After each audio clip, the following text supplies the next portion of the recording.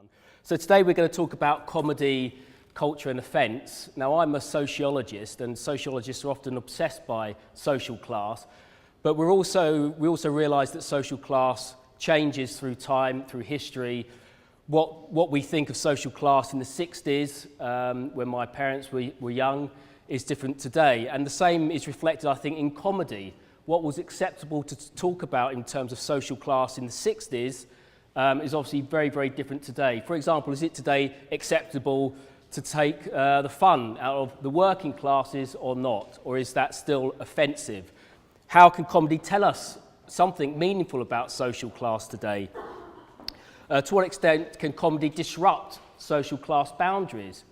Is there such a thing as middle-class comedy? I mean, certainly some very well-known stand-ups today working in Britain, people like Stuart Lee, for example, aim to subvert sometimes the way we look at comedy in terms of social class. His persona, as he sometimes said, is deliberately the sort of, I guess, middle-class snob of comedy. But to what extent does he use that persona to actually make us think about social class in new ways? So hopefully today we'll answer some of these questions and other questions as well. We've got 4 speakers today. I'll introduce them one by one. We have Leon Hunt, who's an academic here working at Brunel University. We have Mark Boosey, who runs a comedy website. We have Gislindi Coopers. I hope I pronounced that correctly. She's sort of, I'll get the pronunciation right. Who's a professor of cultural studies, who's come to visit us today to talk about these issues. And James Meehan, who's a stand-up comic working day, whose recent show in Edinburgh was on social class and comedy. So we'll start with Leon Hunt then. Leon is a senior lecturer in film and TV studies at Brunel University. His research interests and publications cover British comedy, Hong Kong cinema, and the horror genre. His publications on British comedy include the books British Low Culture, From Safari Suits to Sexploitation, a BFI monograph on the League of Gentlemen, and cult British TV comedy From Reeves Mortimer to Psychoville, which was another book he wrote. And this latter study was a study of post-alternative British TV comedy from 1990s to the present. Particular areas of his focus in his comedy research are low comedy, comedy and offence, alternative and cult comedy as well. He is also author of Kung Fu Cult Masters, From Bruce Lee to Crouching Tiger, and co-editor of East Asian Cinemas. And also co-editor of a book called Screening the Undead, Vampires and Zombies in Film and Television. Okay, so without further ado, I'll hand over to Leon, who will talk to you for about 15 or 20 minutes. I should say we'll have all the 4 speakers first, then we'll have open up for discussion afterwards. So Leon. I was tempted to just put these 4 faces up and kind of go discuss, because it sort of seems to cover the 3 categories that we're looking at today, but I'm not going to do that. So when I was thinking about what I was going to talk about today, how could I bring together these categories of comedy, class and offence, which proved to be trickier than it first seemed to be. And I was doing a bit of reading and sort of thinking about it, and I wrote down 2 phrases from my reading which sort of suggested slightly different ways of thinking about these categories. And the first one is probably one we hear quite a lot at the moment, the right to offend. Comedians will sometimes talk, we have a right to offend, there is a freedom of speech, we must challenge certain things. Ricky Gervais seems to, defend his rights to offend at particularly tiresome length, I'm tempted to say. Connected to this is the idea that offence can have a positive purpose, whether it's sort of asserting freedom of speech, challenging those in power, challenging certain kinds of orthodoxies. So Caspar Melville, for example, in his book Taking Offence, which interestingly, even though it doesn't have a qualifying subtitle, is entirely about religious offence, very specifically. It says, giving offence is essential if society is to challenge its orthodoxies and put power under proper scrutiny. So a suggestion on the one hand that offence can have a purpose. Offence can be challenging. So there's a notion of a kind of a good offence, if you like. But I wanted to suggest another way of thinking about this idea of the right to offend, which is who has the right to offend? Who is given the permission to offend? Who is trusted to offend? And also who is trusted to enjoy offensive comedy? Because there's a question of audience as well. Thinking about, who is enjoying offensive comedy? Are they enjoying offensive comedy in the right way? So this links to questions of cultural capital, notions of a kind of a sophisticated audience, a comedy that you need to work to understand it, that there is a kind of irony or a satirical purpose underpinning it, and an audience possessing the right skills to decode it. So inevitably, this links also to questions of class. So arguably, offensive comedy, by no means all offensive comedy, that can be linked in some way to a middle class audience is more likely to be defended, more likely perhaps to be given the benefit of the doubt. So that was the first phrase I started off with. The second one, probably slightly less familiar because it's a bit more specific, is a phrase I took from Andy Medhurst's book, A National Joke on English cultural identity, popular comedy and English cultural identity, and it is the title of his chapter on Roy Chubby Brown, where he basically sets out to defend the seemingly indefensible. And for my money does a really fantastic job of doing that. I have to say, for me, this is the most interesting thing that I've ever read on class and offence and comedy. So this is a very different kind of offence. This is what I would call the old offence. A few years ago, a Guardian journalist referred to what he called the new offensiveness, by which he meant an offensiveness that is couched in terms of irony, a comedy that always has a position it could retreat to. What I'm saying cannot be taken at face value, or at least I can claim it's not to be taken at face value at the same time that I can trade on the shock that the joke is creating. The old offenders, we might think of, this is associated with the club comedians, the Bernard Mannings, the Roy Chubby Browns, all the comedians that supposedly alternative comedy was supposed to have swept away in the 1980s. But given that Roy Chubby Brown, who refuses to die either in the professional or the corporeal sense, and continues to sort of play to audiences, continues fascinatingly to be a reference point. I'm going to talk a bit later about how Stuart Lee sort of refers to Roy Chubby Brown, both in his act and in some of his journalism. So the comedy of working men's clubs, comedy that inhabits a distinct class identity, but a comedy that people are very uncomfortable with because it offends in other ways. Now also, because I can never resist referring to this, I don't know if I've ever written or talked about comedy without at some point referring to Nuttall and Carmichael's book, Common Factors, Vulgar Factions, where they make a distinction between what they call me humour and us humour, which I still find a very useful idea, and it's a sort of handy alternative to Bakhtin when you think you've cited him too many times. You can bring this source in instead. So me humour is the humour of distinction, it's the humour of sophistication, it's the humour of wit.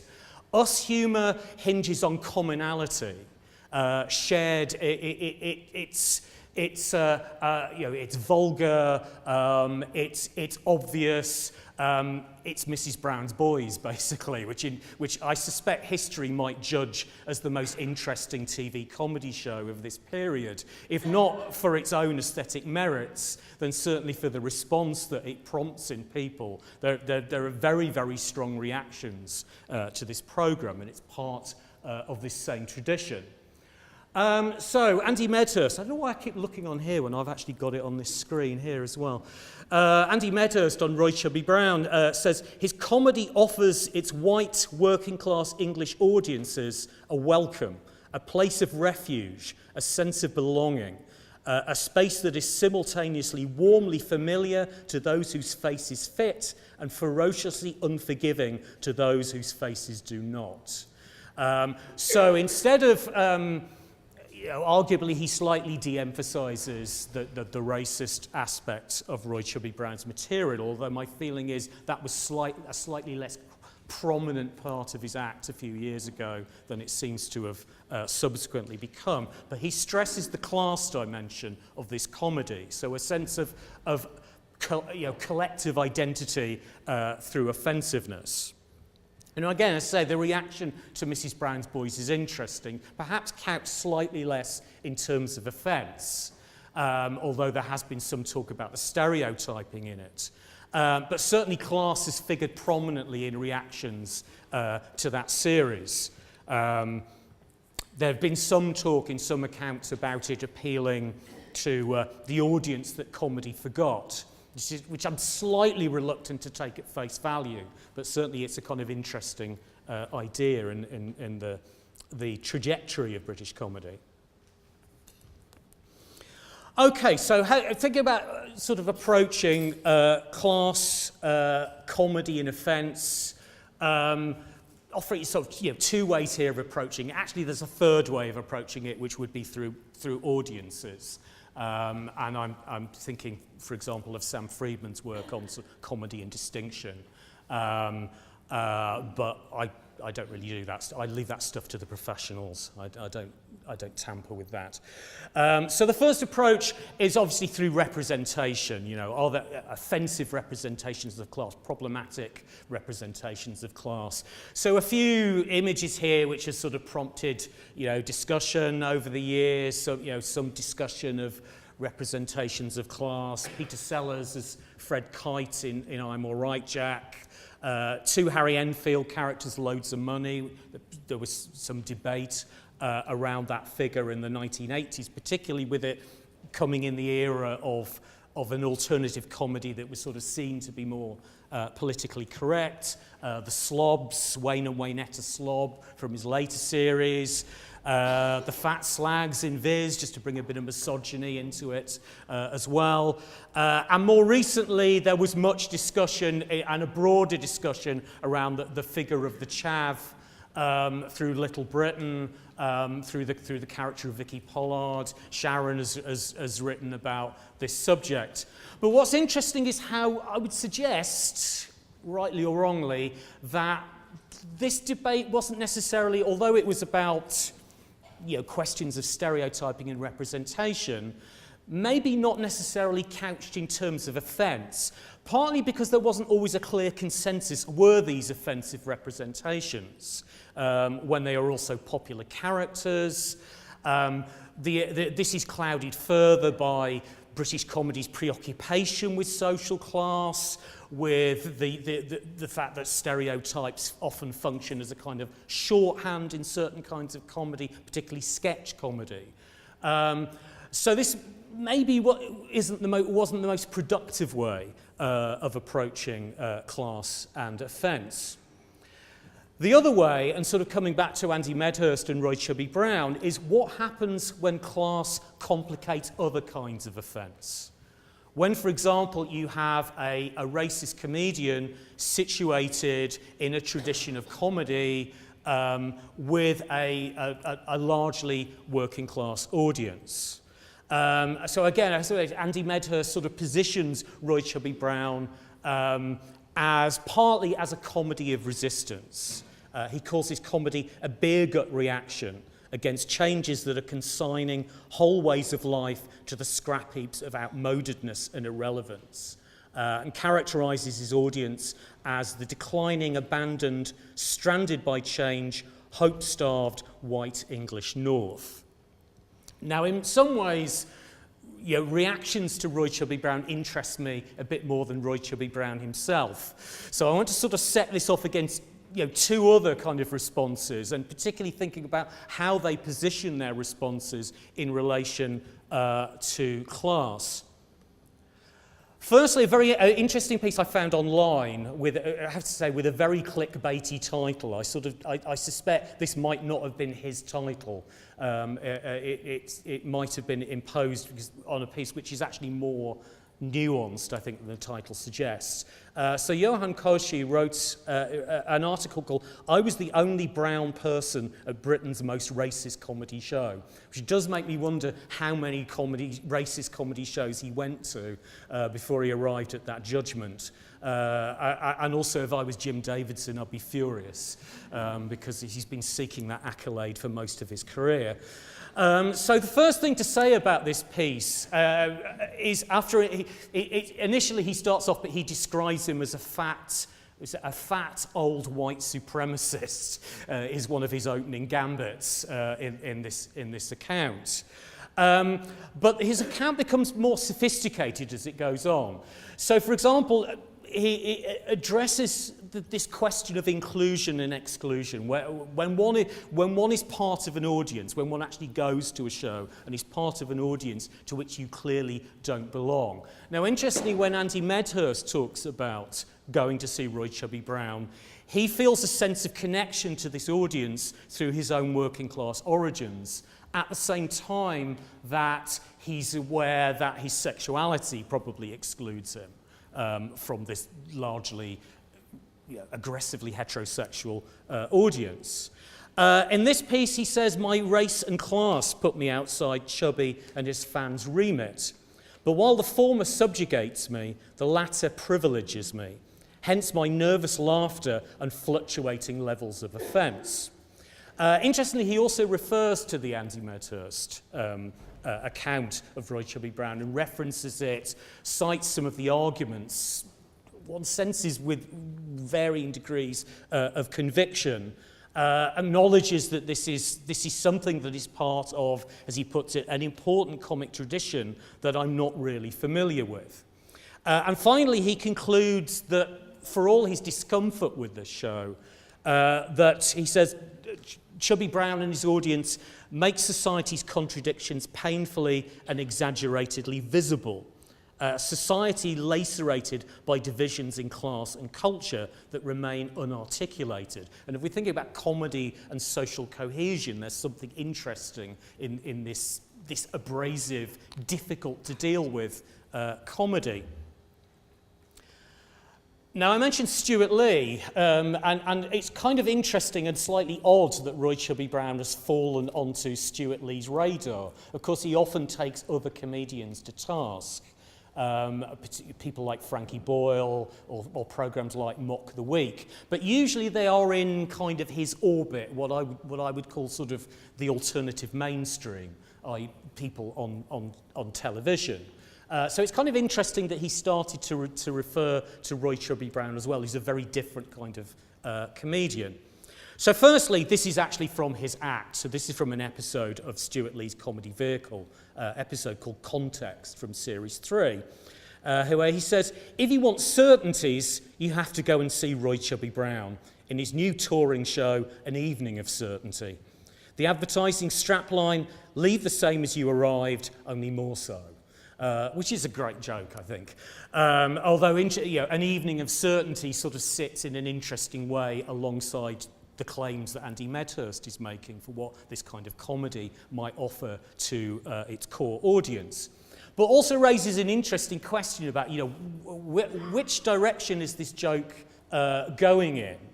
And Stewart Lee, as John says, sort of addresses his own position in social class, a middle class, liberal, PC comedian who ironises that position in some ways. Although I would say at other points in his act, sometimes that sort of plays out in a slightly more uncomfortable way. And this might be an example of that. On the one hand, Roy Chubby Brown is arguably a more commercially successful comedian than Stewart Lee, which suggests that he's punching up. However, if we're thinking about audience, this audience that he's seeking, as he puts it, an evening of certainty, that's a slightly different matter. He talks about him also slightly earlier in a piece in the New Statesman with the title, Where Are All the Right-Wing Stand-Ups? And I don't think Andrew Lawrence had kind of materialised at that point, as though to answer that question.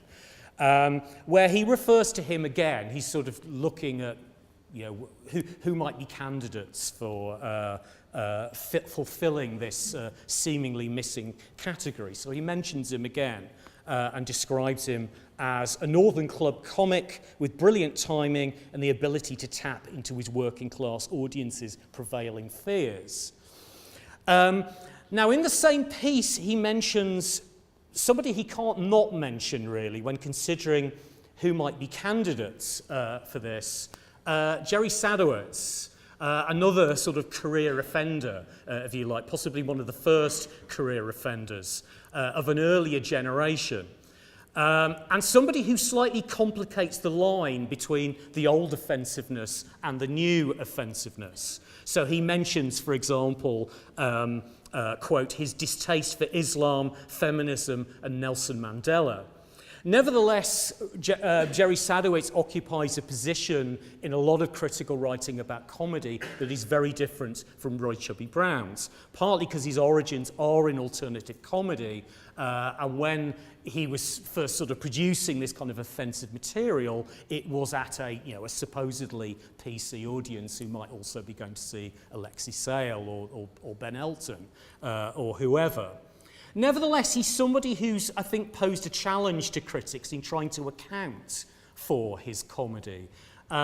Because while there's something that suggests we don't take what he says at face value, nor is it quite the cover of irony that people like Frankie Boyle and Jimmy Carr erect around their more problematic jokes. And there always seems to be a kind of genuine anger and bile in that act somewhere. He's a difficult comedian to decode, and that's maybe part of what people find fascinating about him. Even so, he sort of poses a problem to this dividing line between sort of the nice liberal line, ironic offensive comedians and the old school bigots associated with working men's clubs. So this is how he kind of mounts a defence for him. He says, by accident or design, he appears to be socially, sexually, culturally, physically, and economically at the bottom of the pile. This gives him license to attack everything and everyone, like a drowning rat swimming desperately up the U-bend. So it's kind of interesting sort of apologia, but sort of two questions occur. Firstly, why is that true of him but not true of Roy Chubby Brown, who also, one might argue, is socially, sexually, culturally, physically, if not economically, at the bottom of the pile, also presents himself as an abject kind of figure? And secondly, is that the real reason why Stewart Lee is able to feel that he can recuperate him in some way? Even acknowledging that there is something a bit more kind of complicated going on in his comedy. The real difference, I would suggest, is in audience. It's the difference between somebody who is performing in Leicester Square Theatre and somebody who is playing Seaside Piers and sort of more traditional venues for club comedy, which again brings us back to cultural capital and again brings us back to class. So I think I'll finish there. And thank you. Okay, so the next speaker is Mark Boosey, who has been running the British Comedy Guide for over 10 years now. Which is called comedy.co.uk. And this website delivers news, features, programme guides, and more besides to over 500,000 visitors a month. The British Comedy Guide compiles guides to the 800 plus hours of new comedy broadcast on TV and radio each year, as well as covering films, online comedy, and the live comedy circuit. Mark is a big comedy fan, which helps running that website. He loves lots of comedy shows, but 40 Towers still remains his favourite sitcom. So I'm not an academic, so I don't have any cleverly referenced slides. I had a couple of thoughts I wanted to give first, and then I'm hoping John can perhaps ask me a couple of questions as well.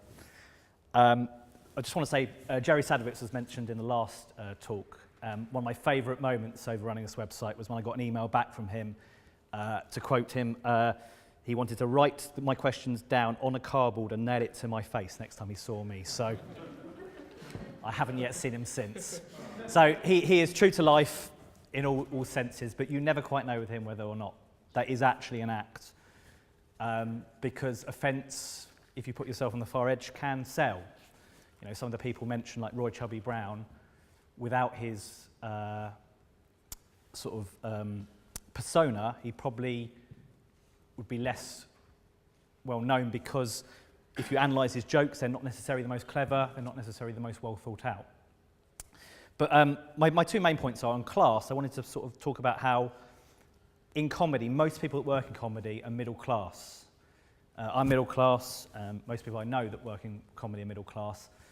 I think the reason for that is to get the first couple of rungs up the career ladder in comedy, you need a lot of time, you need a lot of financial help as well.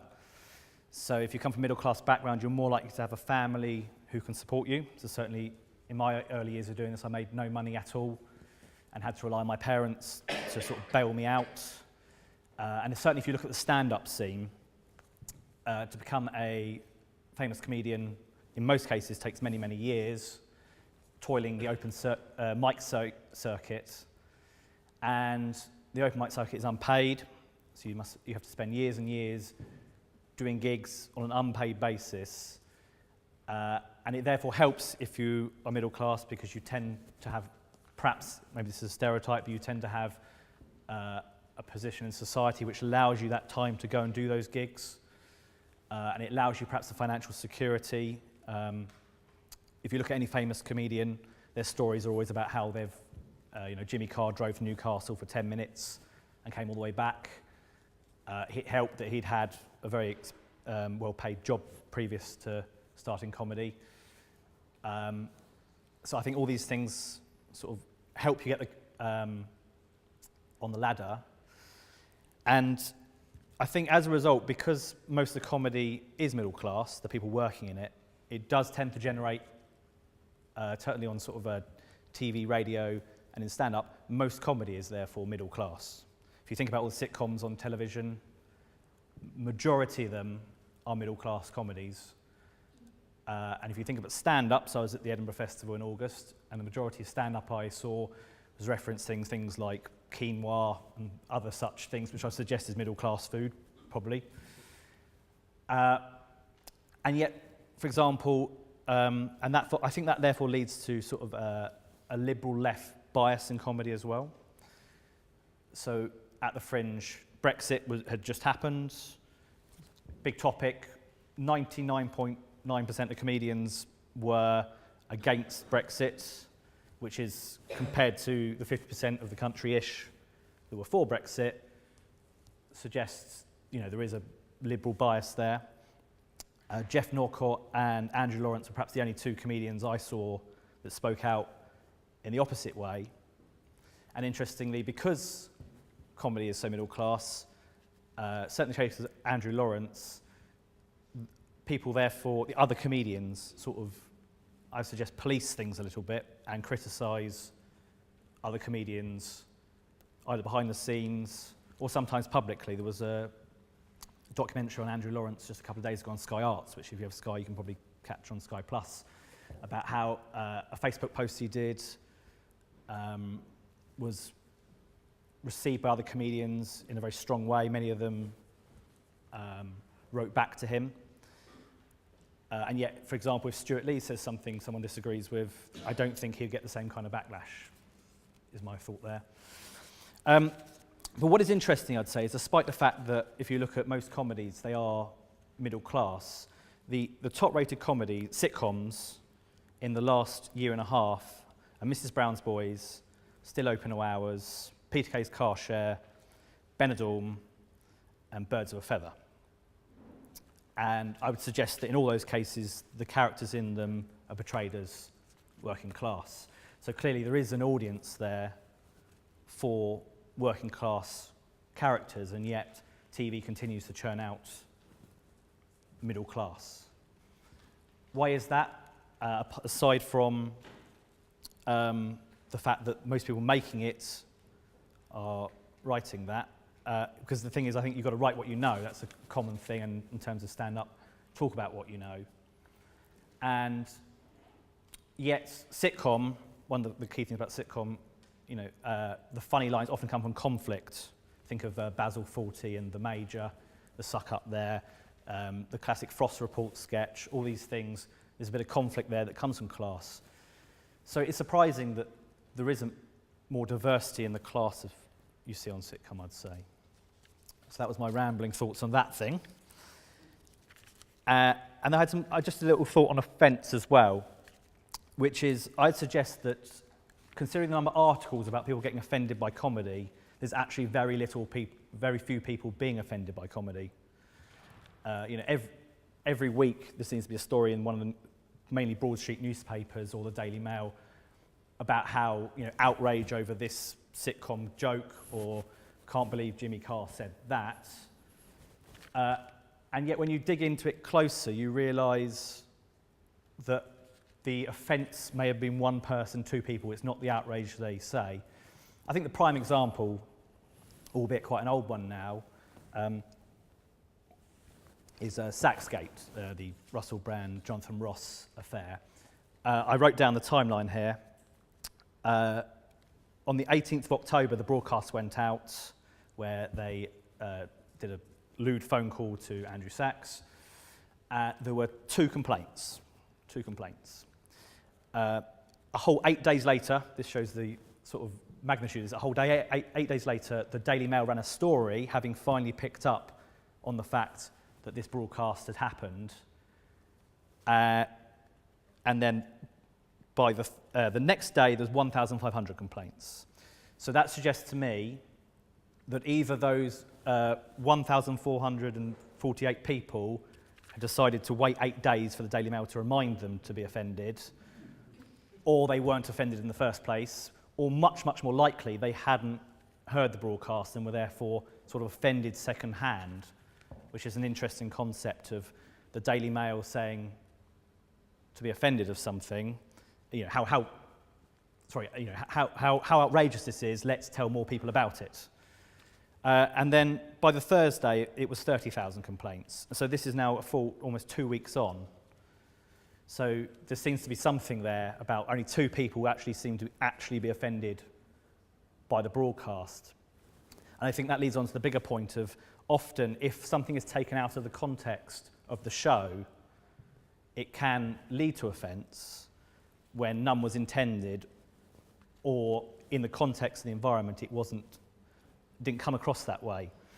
I think this is where it happens a lot. If you take a single Jimmy Carr gag by itself, it could potentially look offensive, but in the broader context of his show, you can understand sometimes he may be coming from an ironic point of view.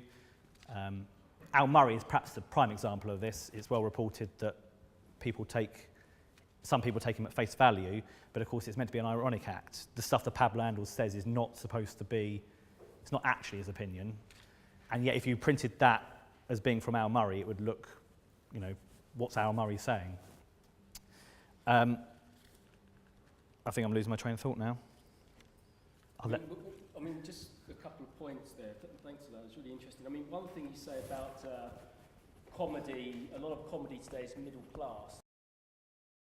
I mean, would it be true to say that it's not just middle class, but it's sort of almost upper middle class? Would you say that there's a prevalence of people from the industry these days? I mean, you could sort of take it back almost to, you know, the 60s and 70s. So you've got Peter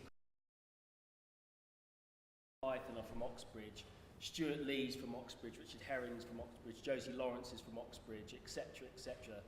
is there a prevalence not just of middle class presence comedy, but really sort of upper middle class, almost the elite, who seem to be having a larger presence than they perhaps should be in comedy today? I think the Oxbridge thing has gone somewhat in the old days, you know, because there was the radio department was quite new, the comedy department.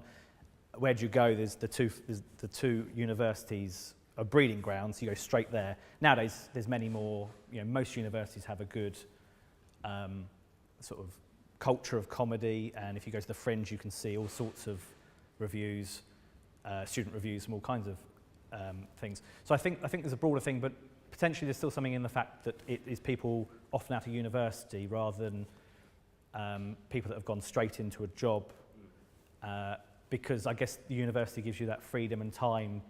You know, to craft good comedy takes a long time. But perhaps, you know, what you mentioned, if you think of the sitcoms, I mean, Randa Hart's sitcom, that joke shop is not your average joke shop. You know, that's a posh joke shop, that one. I hate to think how much each thing in there costs, because they don't sell many things, but she's making a profit somehow. So, you know, and you look at other settings and often, yeah, I guess it's looking a bit posher. Yeah, and also, like you say, is that there's very few stand-ups working today, I guess, who would say that they actually support a certain form of conservative politics. I mean, you mentioned Andrew Lawrence.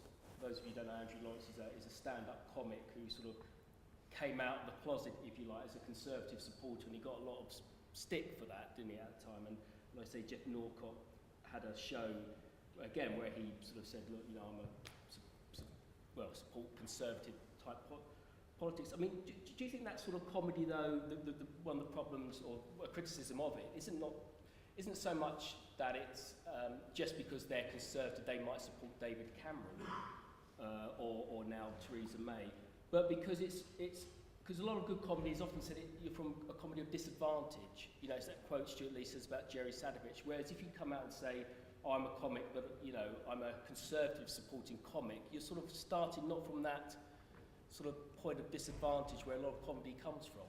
I don't know. Yeah, absolutely. The phrase stand-up comedy is often used about punching up and punching down. Punching down, i.e. joking about someone of a lesser class than you, or in a sort of not such an advantaged position financially, whatever way, looks bad and the audience don't like it. It's very hard to get an audience on board if you're going to sort of, you know, all those tramps up the road, what do you think of them? That's going to feel bad. But if you are punching up, as every comedian is aiming for, I think, it's much easier to get the laughs because you are the low status one. You get the audience on board that way. But if you are conservative, you are by nature the ruling party at the moment, therefore you're the higher status one, therefore it is hard to punch up, I'd suggest. Yeah. I mean, one thing we might want to look at later is, sorry, did you? No, I'm going up and down. All right, is, you know, the sort of fluidity of class, I guess. So you know, Roy Chobham Brown was mentioned earlier, Bernard Manning, etc. Certain sort of, I guess, working class comedy appealing to certain working class audiences. But we've got to remember, I guess, in the 70s, you see Billy Connolly, you know, a Clyde shipbuilder, suddenly breaking out and defining a new mode of comedy, etc. You know, and that, you know, having its roots in a folk tradition and that sort of stuff. But no, thanks, Mark. I mean, many of these things I think we'll touch upon, you know, when we have more of a general discussion with things. So I'd like to thank Mark for coming in. Gislinda Cowpus. I keep mispronouncing your name. I know I do. I'm very apologetic for that. Professor of Cultural Sociology and Head of Department of Sociology at the University of Amsterdam. She's the author of Good Humour, Bad Taste, The Sociology of the Joke, as well as numerous articles on humour, media, cultural globalisation, transnational culture and beauty. She's done extensive empirical research in various European countries, as well as in the US. And she's been the Editor-in-Chief of Humour, International Journal of Humour Research, since 2012. And she is the principal investigator of a big European-funded project on the sociology of beauty.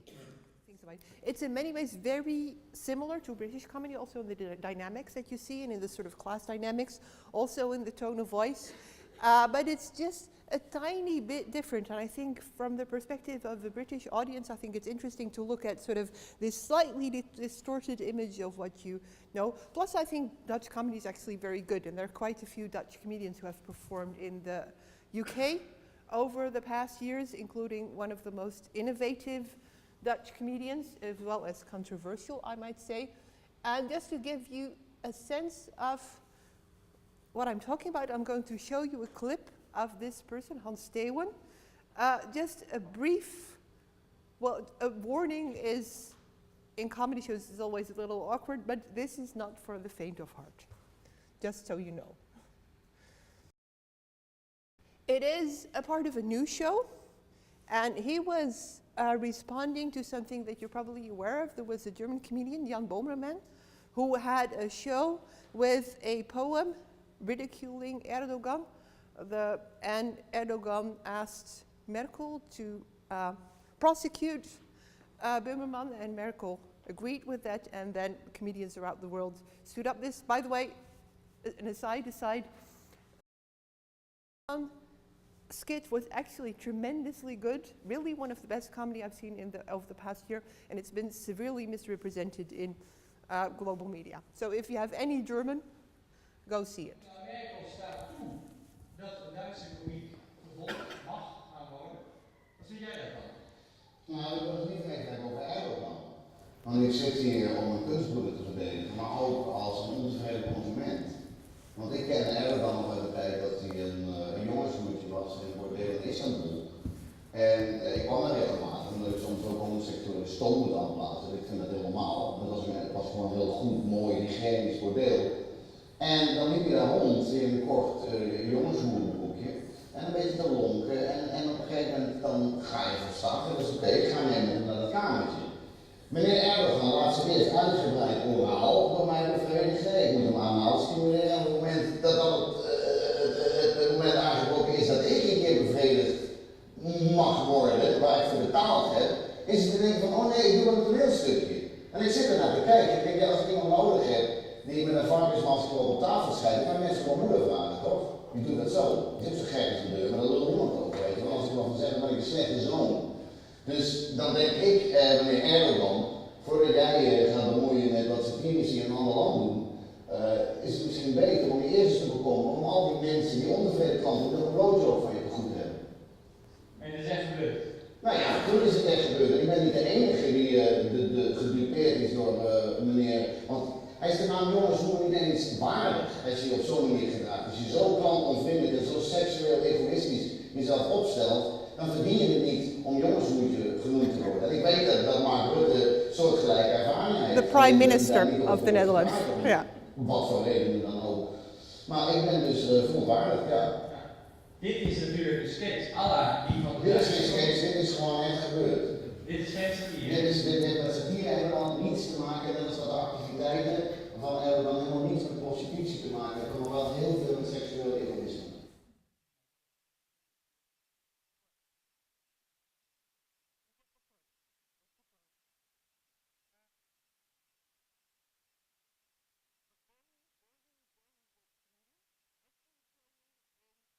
UK right now. I think he was in London last week. He's, I think, moving on to the north. Rave reviews. He's played the Edinburgh Fringe several times.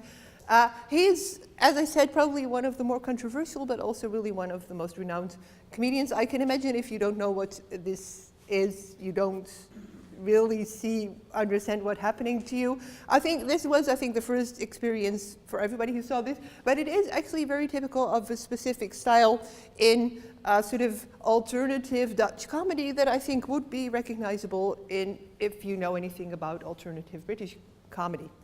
So I'm going to talk today about really the dynamics of class and offense in highbrow comedy in the Netherlands.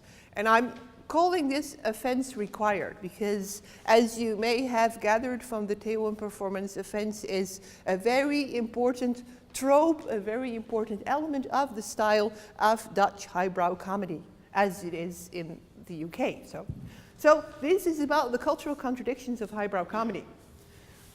This is Hans Dale and Bill Wanker on tour in the UK. Now, if you want to have an interesting experience. So what I will talk to you about, I will start by showing you some of the data from my book. That's actually already, the data are 20 years old because this was my dissertation, but there is a new edition that came out last year. Because it started out as a book about humor, and then it ended up being a book about class. And I think this is very much also, I think, what would happen if you would do a study of humor in the UK. You start doing humor and you write a book about class. Sam Friedman, who wrote a very similar book to mine, actually figured out the same. I really didn't want to be it all about class, but there you go. It's so ingrained in how comedy works in Europe, at least, that it's very difficult not to talk about class when you're talking about humor. So the results, and I'll go over this quickly because these are mostly shows that you've never heard of, but this is the result of a so-called multiple correspondence analysis. So what this shows is tastes. It shows comedians and TV shows that are close together. They're analyzed. This is on the basis of an audience survey. And I found this division where here we have the tastes of the non-college educated. So I'm never really sure what class means in the UK because it's not exactly but this is working class and lower middle class. But mostly I think lower middle class also in the UK is much larger than the working class. Popular comedy. Like something that's not in here but that you would recognize at the time, Keeping Up Appearances was a good example of the sort of comedy that was here. On the other opposite side we have the comedy of the college educated. Highbrow comedy, and you can actually recognize some of the references. So there's Monty Python, there's Absolutely Fabulous. Then we have here what I call civilized comedy. So this is the comedy for the people who are older. So this is related to age and to education level or class. So it's a very simple, like frustratingly simple, I thought at first, schema with an interesting gap here. Of course, you can fill it in if you start extrapolating. And I think if I would do the same study now, I'm quite sure that this gap would be filled. And I'll tell you all about where it would be filled because I think Hans Steeuwen would be a good example of what would be there now. The opposite, so to say, of civilized comedy as we have come to know it. So what this thing shows, actually this is a double axis system. So there are two dimensions of comedy taste that are related to social background. I call these the axes of Dutch humor styles. So the one I think is very familiar, something that everybody who has ever done anything on cultural taste will recognize. The other one is interesting, more specific to comedy and also newer. So the first axis is popular versus highbrow. And this translates into, in the field of humor, it translates into an opposition of sociability versus intellect. So popular against highbrow, or popular against elitist, if you might say so, is the distinction that we know from art, from literature. In comedy, it has a very specific form. And I'll cite some of the people who were the strongest the proponents of these tastes to explain the logic of these tastes. So one of the things that I did when I was interviewing people is ask them if they know someone who has a really good sense of humor, which is a question that I asked all my 70 respondents. And the person who had this sociable sense of humor, they tended to be less educated, working class, lower middle class. They would give answers like this. My brother-in-law's brother, someone who has a real sense of humor, a joke teller, always up to something. Always something. Continuous laughter, non-stop craziness, always jokes, always ones you've heard before. He makes complete idiots of everyone. He's always the clown. He doesn't bore you. He's someone who makes you think, yes, I could spend the whole day with him. So here, humor, and this is something that you see in talking about people that they know, but also in comedy, is about a specific form of in-group solidarity. It's about togetherness, about being on the same wavelength. It's exuberant, but it's also teasing. Now compare this to this answer. A teacher in a high school. We have a friend, and she is often very sharp, and she knows how to describe things very briefly and succinctly in such a way that you cannot help laughing at it. Very quick on the draw, very witty, not in the sense of telling jokes. So interesting, these people would always say what a good sense of humor is not. The sociable people don't do that. Quick-witted, but not like the life of the party. Now imagine these two people getting together. They would not have a very good time.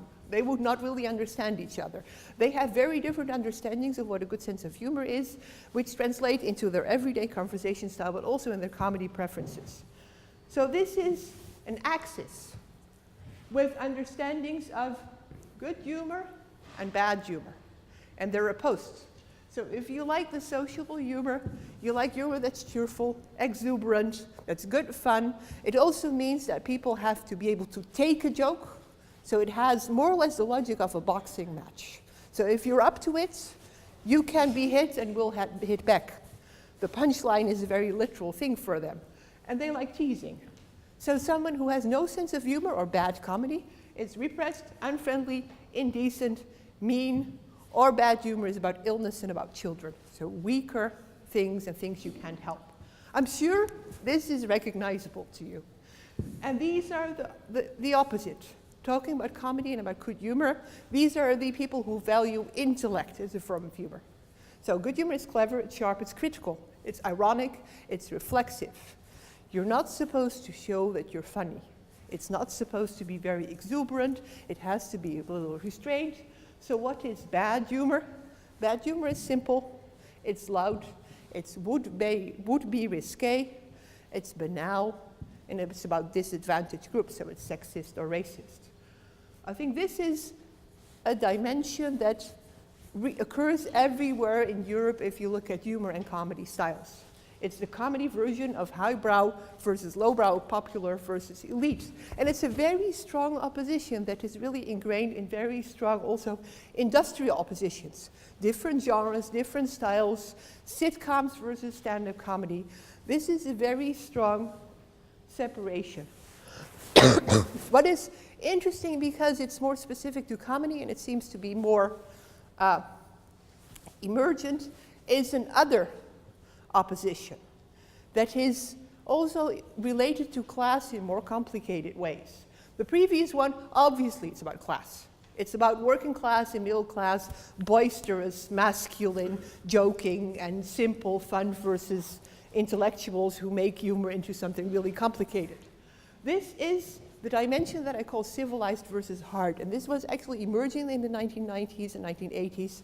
It's crystallized now, and Hans Theeuwen is a very good example. And hard is something that in Dutch discourse today is the best thing, especially young people will say about humor. So if someone has hard humor, this is a literal translation, harde humor, hard humor, that is the highest praise if you're under 30. So that is transgressive, offensive in a good way. So civilized humor is the old style. Very much like what Leon described, this is actually an interview with a professional entertainer who did something very much like the working men's clubs. And he said, but in a slightly more lower middle class version than the North England ones. And he explains that you have to be civilized. There are sexual jokes that are so good, so cleverly worked out in their story, their build-up, that you can't tell them because the point is obscene. They're so perfect, but you know you can't do it.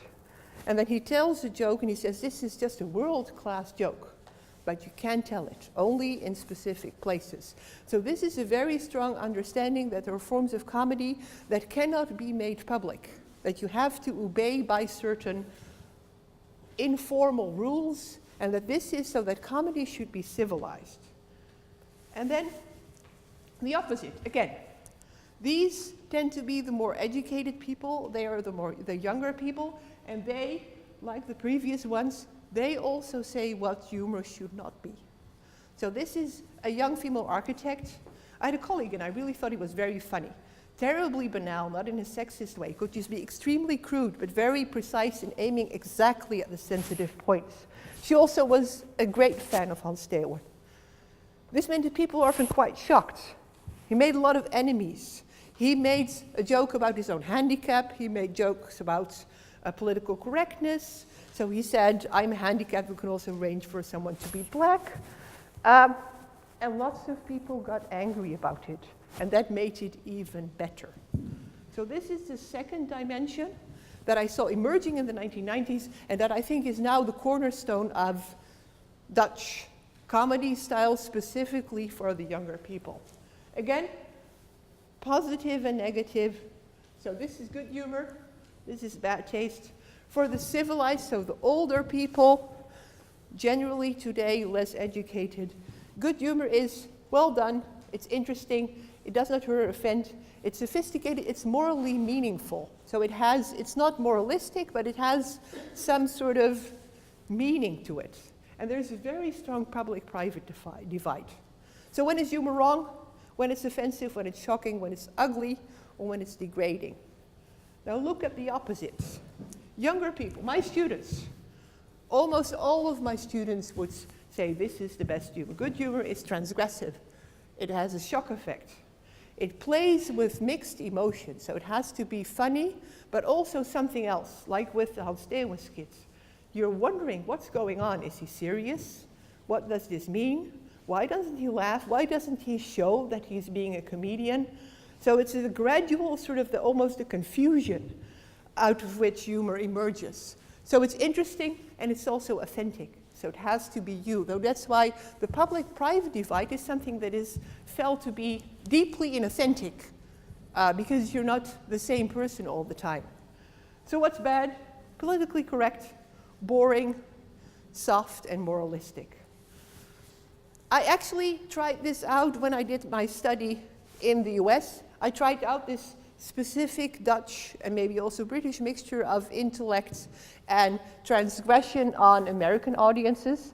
They were not amused at all. This is Fokke and Sukke. They have been appearing for the past 20 years on the back page of the most prestigious Dutch daily. So this is elite humor. And you can see it is exactly this mix of it's clever and it's rather transgressive. So what we see here actually is the intersection of cultural and moral boundaries. I wrote a paper about this with Sam Friedman several years ago, who did a very similar study in the UK. So translating this into something that you might recognize, 4 quadrants, intellectual versus sociable and civilized versus hard. These are, I think, international examples that I think would summarize the point. So this means that the question marks really have been filled out. So if I would do the same study, I'm quite sure what would be there also, because there now are much more specialized media catering to young people than 20 years ago. So it was also just a matter of new institutions missing to some extent. So where is class in here? Well, obviously both of these are related to class, to educational level, but in many different ways. So it's offensive. So high-class elite humor in the Netherlands almost has to be offensive. If you take the combination of intellectual appeal and transgression, this is about offense, very centrally. But there are more. First of all, these styles, the Fokke and Sukke that I showed you, it's exclusive. It's willfully offensive. It's supposed to not be liked by a number of people because that is the point. So it's offensive because you're excluding people by your taste, the Bourdieu version.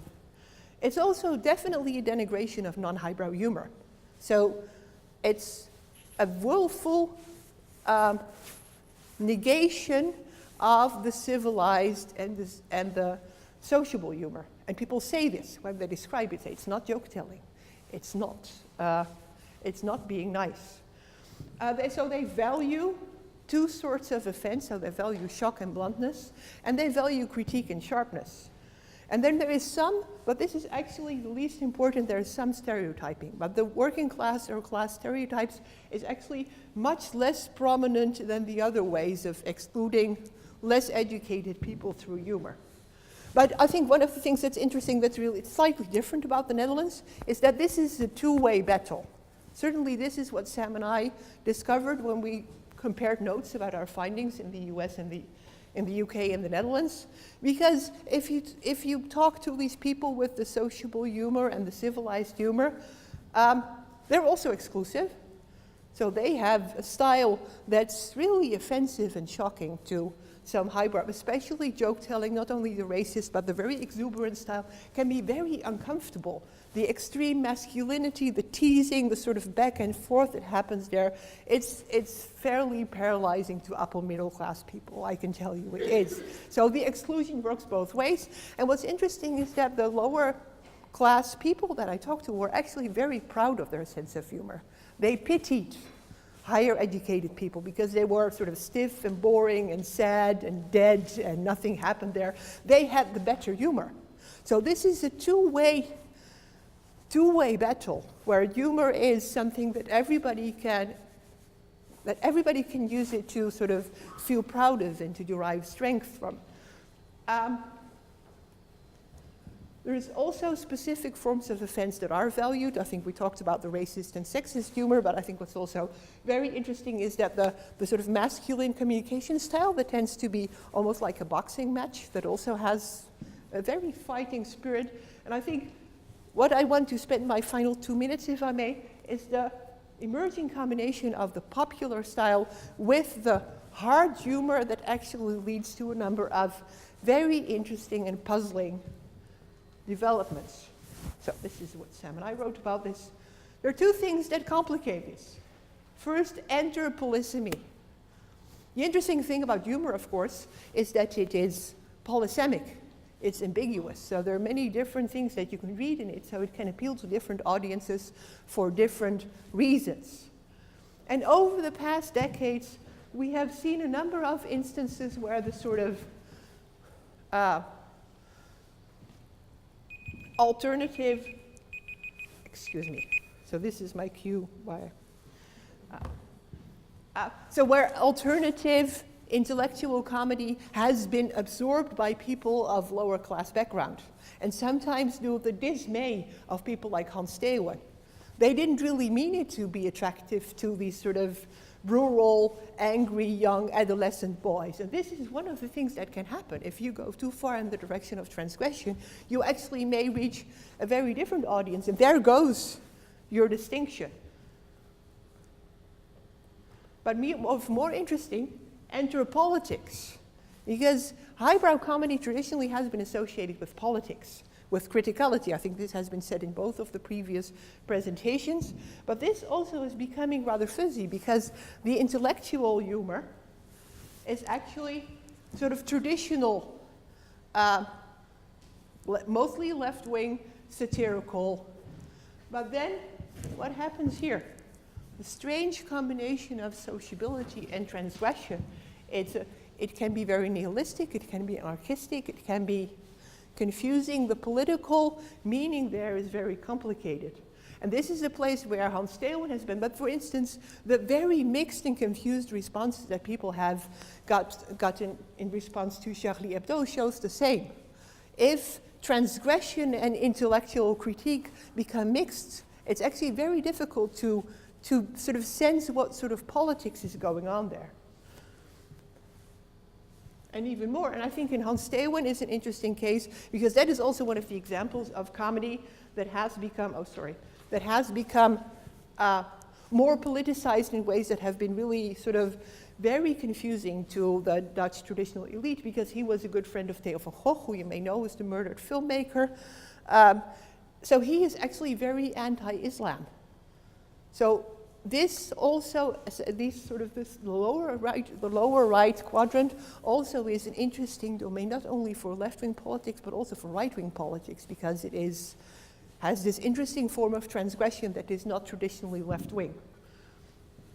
And there are more.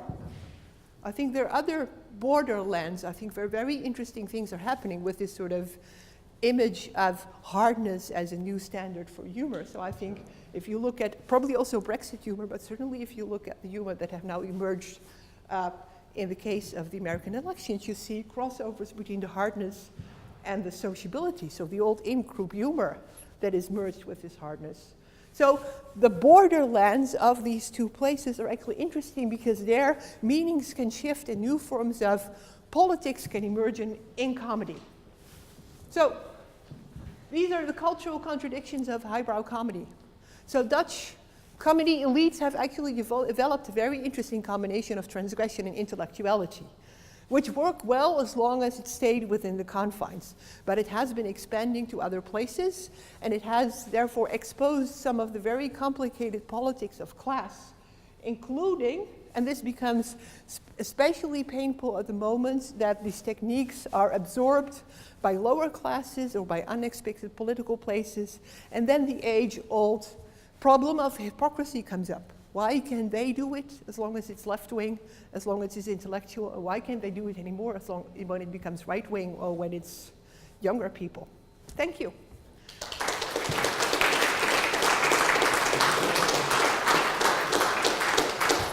There's a stand-up comic, James Meehan.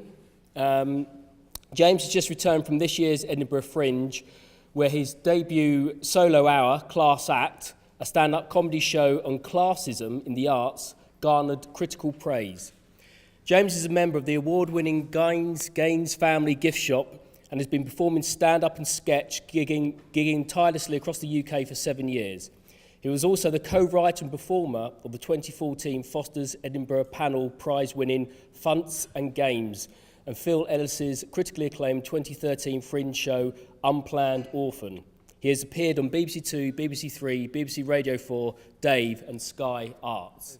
What I'm going to talk about is just my experience being a working class comic in what is a middle class industry. So I hope that's okay. Hopefully my views will be... There are going to be individual views, but hopefully you'll be able to get on board with it. Right, so I'll just start. Born in Wigan and described as our first authentic film comedian, George Formby, he entertained millions of people throughout the 30s, during the Second World War and into the early 50s. He was a genuine superstar in his day, but let's be honest, with some of the songs that he performed, such as I'm a Froggy, a really racist song, YouTube it, honestly, it's definitely a product of its time, aimed at the French. It probably wouldn't be as popular today.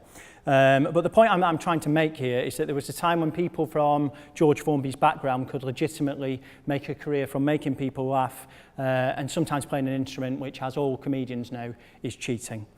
The Comedians, a programme which featured such talents, comedians, white men, as Stan Boardman, Jim Bowen and Bernard Manning, all of whom have at least been accused of having dated views, was one of the most popular TV shows throughout the 70s and 80s up until 1993. But then obviously there was the alternative comedy boom of the 80s. It had happened by that point while that show was going on.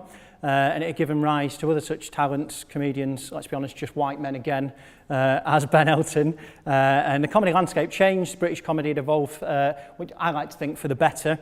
Cult heroes of mine, such as like Rick Mail and Adrian Edmondson, were popular. And this appeared to be what I like to think is almost like the death knell to working class comedians who were at the time nothing more than a stereotype of outdated and bigoted views. And the thing is, I genuinely don't think that those views have ever really gone away, or they've at least stayed in the back of people's minds when talking about comedy. Whether it's a character comedian, I know lots of character comics who perform on stage doing comedy as different characters. When they want to sound stupid, they put on an accent that is similar to mine. That's my experience of it, definitely. Whether it's the assumption that you can only understand intelligent comedy or clever comedy if you've been highly educated or privately educated. That's something that really upsets me. Being a working class person, I think that we're often portrayed in comedy or portrayed on television or radio as idiots, so, or as salt of the earth, sort of like Ken Loach extras. That's what we tend to be seen as. And if you don't conform to that, it can be a little bit difficult. There's lots of working class people that I know that I was brought up with that, yes, swear a lot and work 9-to-5 jobs, but also read books and have degrees. And we're not all those type of stereotypes. And yeah, I'm working class. I feel underrepresented in my industry. I know I'm a white man, so it's not all bad, as we're the most represented people. But I'm not saying bring back the days of the comedians where you could say bigoted or homophobic things. But one thing that I'd like to at least start with is at least trusting that not all people from underprivileged backgrounds are idiots. I think that is a nice way to start. So. How do I talk about class in comedy? I went to Edinburgh this year with my debut Edinburgh Fringe show. I've been up a few times, luckily. It was part of my sketch group, Games Family Gift Shop, and a kids show called Funs and Games, and they ended up doing quite well at the Fringe. So I'd had experience taking a show up, but I was terrified because I'd never done an hour of comedy before, and he was talking about an issue that I'm quite sensitive about, which is my upbringing and my background, because in this industry I've never really felt like I fitted in or that I've been a part of it, because as far as I'm aware, particularly in the television side and the side in London, there aren't many comedians that are from my background. As Mark mentioned earlier on, actually talking about how it is a middle class industry, it's a lot easier for people, and by the way, this isn't me having a go at these people, but I do think comedy in general, it's easier to get into if you're from a background where you have money, because as was mentioned, when you start out in comedy, it is very, very difficult. You have to gig for no money, often to no audiences, often in the worst of environments. I've travelled the whole country for years whilst working my day job as a teaching assistant. That helped because I had lots of stories about kids, as we all know, they're piss funny. And so it was very tiring, but I've never had that, and I think that is definitely one of the reasons why there aren't a lot of working class people on the TV and working in comedy. How do you talk about class in comedy? I open a lot of my gigs at the moment because I'm very aware of being working class at the moment as a comedian, particularly in the wake of Brexit and going to gigs. I often start off, particularly when comparing, which is when you host the gig, by saying, give us a cheer if you consider yourselves to be working class, or depending on the town that you're in, you might say, is this a working class town? And get the audience to respond. That can almost get a laugh instantly if you're somewhere like Lichfield, which is where I was last week. They laughed in my face. It was just to see middle class white faces, and that was a start to the gig. But like in the past week, so I've gigged in Lichfield, which was predominantly middle class, Manchester, which tends to have a mix of people from all different backgrounds. Doing the Edinburgh Fringe, that tends to be people who are more comedy savvy, but again, it can be quite difficult. I'll tell you one thing that I've noticed very much recently. Having a working class accent, particularly having an accent from Lancashire or from Yorkshire, people can automatically make assumptions about you as a comedian before you've uttered a sentence or even said a joke. I've gone on stage before, or I've been in conversations, and people have assumed that I'm automatically going to be racist because of my background. They've automatically assumed that I'm going to be homophobic. I've done gigs in certain clubs where people have left when I've started talking about racism. Part of my show this year was about Brexit and immigration and racism, and I've had people walk out assuming that I'm going to be racist before I've ended up getting to the joke or the punchline, because they've heard my voice and then they've told me afterwards, I left because you were being racist, which has never been the case. And I just think that is something that's held you back. In fact, I can tell you one of the... I'm not going to do my set to you because that's going to be weird in this scenario. But I'll give you the example of one of the jokes that I said in my show. It was about... and this is a genuine true story. I was on the bus, I was going to do my shopping, and a racist man got on the bus and started shouting horrible abuse at this woman and her child on the front row, telling her to go back where she came from and things like that. So I stood up for this woman, I got up and I shouted at this man and I said, you can't talk to her like that. It's a modern multicultural society that we live in, where people of every race, colour and creed live and work together. And as an example of that, the one time that I have been mugged in my life, that was by a black man and a white man working together. And that's the joke, but people hear the beginning of that story and they've left. So there you go, that's something that I've definitely noticed. And I think there's two sides of stand-up comedy particularly. There's the stand-up circuit, the club circuit, and then there's television and radio, and there's the industry. And now the circuit tends to work on meritocracy, I've found, which is essentially, if you're good, you're going to keep getting work. If you make audiences laugh, that club will get you back in. That's simply how it works. TV doesn't tend to work that way because being based in Manchester, if I want to meet TV producers, if I want to talk to people about radio pitches, things like that, I've always had to come to London. The industry doesn't leave the capital of the country. So unfortunately, unless you're based here or unless you're willing to travel here, you're not going to be seen. It's going to be a lot more difficult. And people from my background can't just up sticks and move here. I can't have anyone paying my rent for me. I've had to work full-time jobs whilst I've been doing this. And so I think it's a lot easier for people that might have support in that element in regards to making TV comedy. It's who you know, it's where you're based. let's see. But like I say, it's a meritocracy. I think the only time where it is a little bit different is stand-up comedy. Mainstream stand-up comedy on the TV tends to be fairly evenly represented, I think. Some of the biggest names in stand-up comedy are working class, whether it's your John Bishops, Sarah Millican, Peter Kay, Jason Manford, Mickey Flanagan. And I think that's because they've gone through the circuit where it has been a meritocracy and they've done well at gigs for years and years and years and honed their craft until they can't be ignored. And let's be honest, I think if you're from a background where I would say the majority of people in this country are probably working class. I don't know how true that is. That might just be speculation. But I think it's relatability, being able to relate and tell stories and having those experiences, which is why I think being working class sometimes does sometimes lend itself very nicely to being a stand-up comedian. It can be very hard getting working class people on TV from what I've seen. I've been lucky enough to be, I've been on Radio 4 and I've been on a few other things with some of my heroes, which was lovely. But I've heard some horror stories just about being working class in an industry. For instance, a comic I know who's fantastic, Stephen Bailey, you should check him out. He had a meeting with the BBC last year to host a documentary that they were putting on. They were meeting lots of different comedians. The execs at BBC said to him, "What sets you apart from the other comedians that we're going to be interviewing?" Stephen said, "I'm working class." And the BBC genuinely said to him, "No, we've already got one of those." They meant Stacey Dooley. That's a fact. They genuinely said that to him. I didn't know you're only allowed one working class person per channel. That was news to me. Or whether there's other comedians that I know who've been told things like by the head of BBC, yeah, you can submit it, but you're going to be, I've got to say the correct term. You're going to be up against a wall of Oxbridge school ties.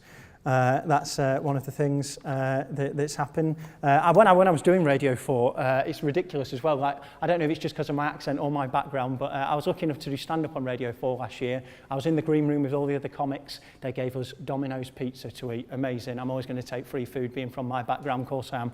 Take it. It was amazing. And at the end of it, there was lots of mess. There was lots of pizza boxes everywhere. And I thought I'd be nice and I'd ask to clean up. So I genuinely went to the producer and I said, have you got a bin bag? And the producer looked at me and said, if you wanted to take some home, you just had to ask.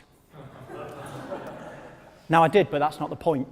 I was just trying to clean up, but he just assumed with my voice that's... yeah, and I'll tell you what, and like the BBC now has a diversity policy, which is only a good thing, by the way. There should be more women, there should be more people of colour, there should be more people from the LGBT community on TV, in comedy in general, but I think it's very interesting that class isn't included in that diversity policy at all. And there aren't many working class people that I know who are doing comedy. Let me look through here. That's something that I found very interesting. Club comedy tends to be used as an insult. Now, I was brought up comedy-wise doing the circuit, which is where you travel the country, you do the clubs like Jongleurs, Glees, the comedy stores, things like that. And then you go to the Edinburgh Fringe, and often a term that will be used in reviews is they do club comedy or they perform club comedy, and that tends to be seen as an insult in reviews. And I don't know if it's just a random correlation to the fact that most club comics are working class, but in the reviews where it does say they do club comedy, to me that means they're working class. And I think there's a thing as well, I'm very lucky that I know lots of comedians, working class and middle class. I knew that I was coming here today. I put on Facebook if anyone would have any points that I could bring up, and a lot of people brought up the same thing that I feel. In reviews as well, up in Edinburgh, if you're a working class comic, one thing that tends to happen is you can be reviewed, and they might think that if you're northern or not even northern, if you're just working class, that you don't understand subtext, or that you don't understand irony and everything you're saying is at face value. I had one review this year, and I'm not gonna go into my review. This isn't me criticising reviews. This is the place to do it, isn't it, guys? But like, for instance, and I'm fine with getting bad reviews, of which I had several of my show, as well as nice reviews, but that's a good thing to say. It's all subjective, isn't it? But one of them said that I tried to link ramblings to class when they were patently unrelated. My whole show was talking about being brought up as working class, my mum on disability benefits, and not to go to bring the mood down too much, guys, but about the suicide rates in working class people. And I did a whole show on that, and a reviewer said that my ramblings weren't related to being working class. So there you go. It's just, I found things like that a little bit ridiculous. Mrs. Brown's Boys, I'm going to chat about that. That's been mentioned quite a lot.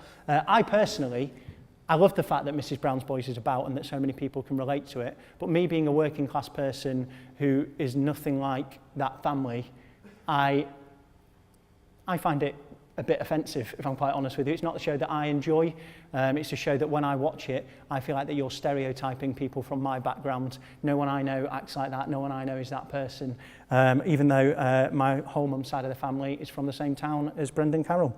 So, let me go through. Sorry, a lot of this is rambling. I tried to make points from questions. I will answer any questions if anyone has any as well.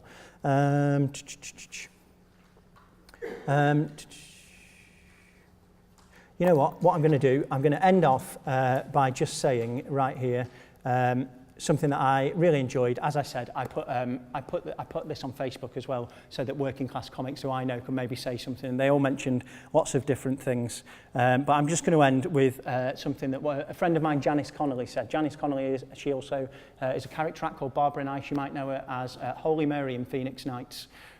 She's a brilliant comic, and she's from Stockport originally. And this was the post that she said, and I agree with it completely. It's about access. Fewer and fewer working class actors and performers and comedians are able to fund themselves at the start, whereas I've known people's mums and dads paying for them to have a run in Edinburgh, which again, that's something that I'm going to bring up in the middle of this. Edinburgh is one of the most expensive things to do in the world. Accommodation is thousands of pounds. The venues cost upwards of £4,000. If you want PR, my PR this year cost me over £2,000. The production fees can cost up to 2.5. Basically, you're looking at spending £10,000 before you take the show up. And if you're lucky, you'll see half of that back, unless you're a big name. So you're going up there to lose money. So people who are working class performers who might want to put shows on don't have the same opportunities as people that do have money. So I'm throwing that out there. It's definitely not a meritocracy up in Edinburgh. The last thing that Janice said was, in terms of class in the performance and relationship with audience, which I hope I've sort of gone up with you guys today, is I would say being working class has always been attractive to the public. We talk about we talk the majority's language, and we represent their experiences. There's more of us than them, and we have traditionally used humour on a daily basis to brighten up shit jobs and rainy holidays in caravans. We know the value of a good laugh. So that's what I'm going to end on. Thank you for listening to me. You guys have been lovely.